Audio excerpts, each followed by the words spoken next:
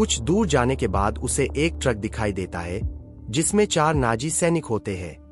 वे उसे घोड़े से उतरने के लिए कहते हैं और उसका बैग चेक करते हैं। जैसे ही वे बैग खोलते हैं उन्हें उसमें सोना दिखाई देता है। सोना देखते ही वे लालच में आ जाते हैं और उसे अपने पास रखना चाहते हैं। कॉर्पी समझ जाता है कि वे उसे मार देंगे, इसलिए वह सबसे पहले अपने कुत्ते को भागने का इशारा करता है। कुत्ता दौड़ने लगता है। एक सैनिक उस पर गोली चलाता है, लेकिन वह बचकर निकल जाता है। तभी एक सैनिक कॉर्पी को गोली मारने की कोशिश करता है, लेकिन कॉर्पी तेजी से अपनी छुरी निकालकर उसके सिर पर हमला करता है और उसे मार देता है।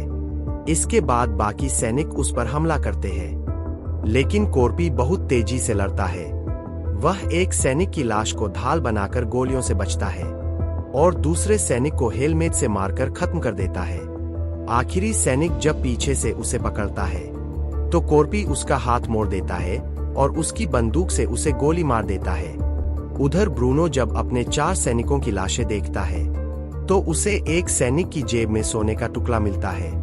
तभी उसे समझ आता है कि यह सब उसी बुरे आदमी का काम है और उसके पास अभी भी काफी सारा सोना है।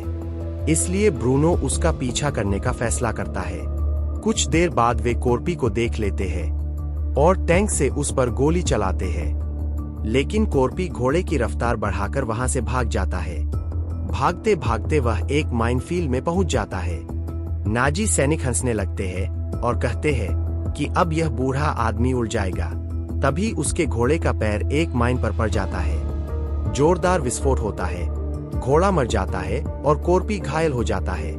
कुछ देर बाद ब्रूनो वहां पहुंचता है और देखता है कि कॉर्पी फिर से सोना इकट्ठा कर रहा है। पार्ट 3 देखने के लिए फॉलो करें।